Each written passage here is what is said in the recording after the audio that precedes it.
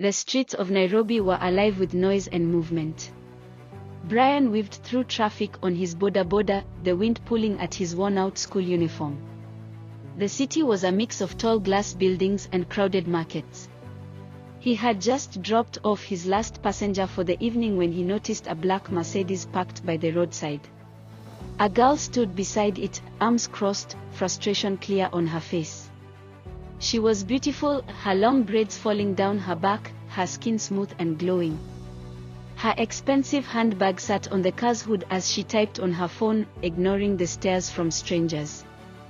Brian knew her. Zara Mwangi. The daughter of one of the richest men in Nairobi. She lived in a world so different from his. While he struggled to afford lunch, she arrived at school in luxury cars and wore shoes more expensive than his entire school fees. He was about to drive off when she suddenly looked up and met his gaze. Her eyes were sharp, intelligent, but there was something else. Something vulnerable.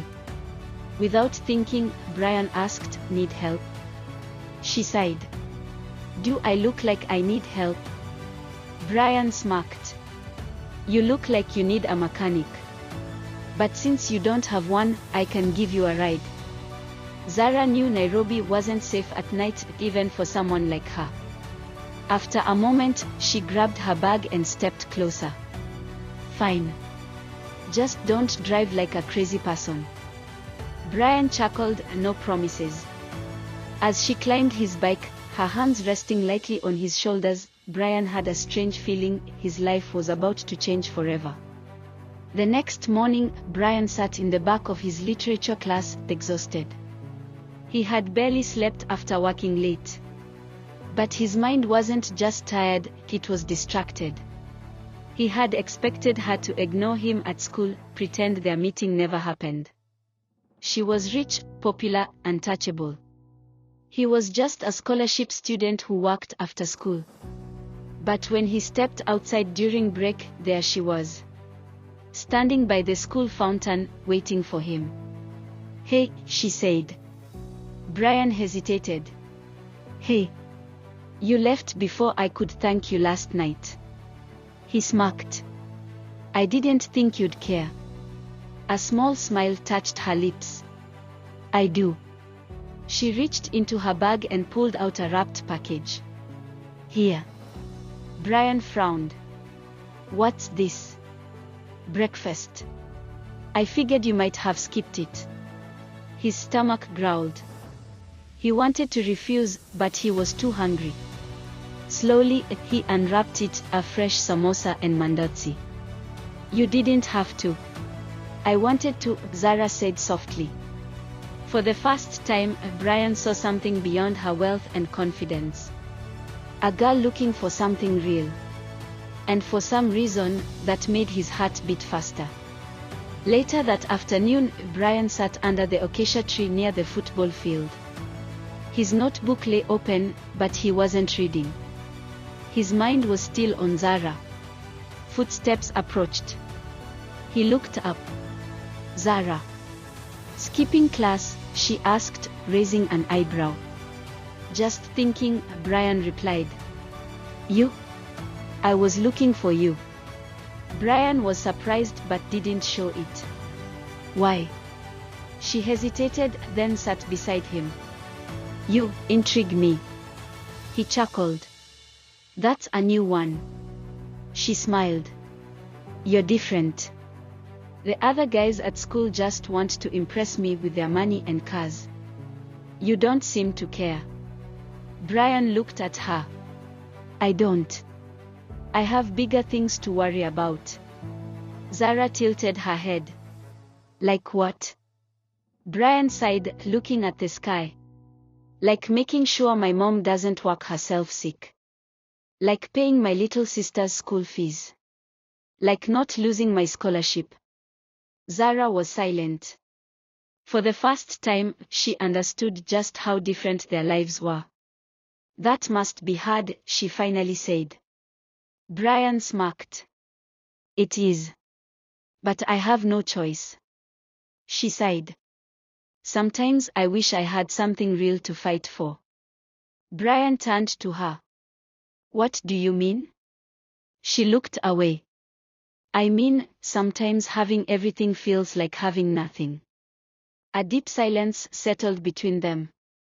Then, without thinking, Brian reached for her hand.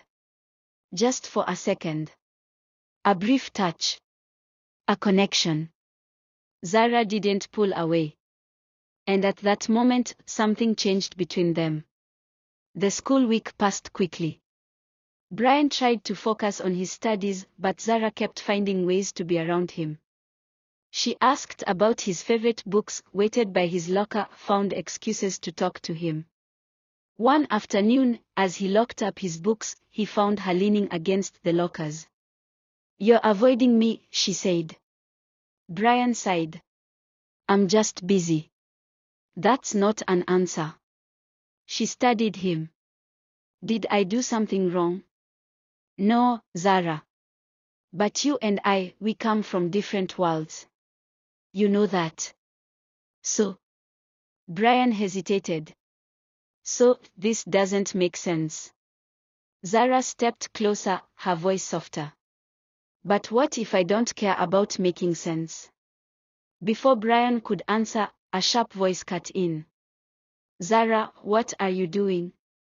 It was Kelvin, the school's basketball star. One of Zara's admirers. He looked at Brian with disgust. Talking to Brian, Zara said calmly. Kelvin scoffed. Why? You could be with anyone. Why waste your time on him? Brian clenched his fists. Before he could speak, Zara stepped forward. Because he's real. Unlike you. Kelvin's smirk faded. Be careful, Zara. People will start talking. She lifted her chin. Let them. Brian watched as she turned back to him, completely unbothered. At that moment, he realized Zara wasn't just curious about him. She had chosen him. But was he ready to choose her back? Brian's mother was waiting at the small wooden house they called home. He parked his boda beside the house. His mother, Mama Brian, was a strong woman. Years of hard work had lined her face, but her eyes still held warmth. You're late, she said, stepping outside with a cup of uji in her hand. Brian sighed, removing his helmet. I got an extra trip. More money. His mother frowned, watching him closely. Money is important, Brian, but so is your education. You can't lose that scholarship. That evening, Brian walked Zara home. As they reached her grand estate, she hesitated. Brian, she whispered, can we really make this work? Brian's heart tightened. He had fought so hard, but could he ever fit into her world?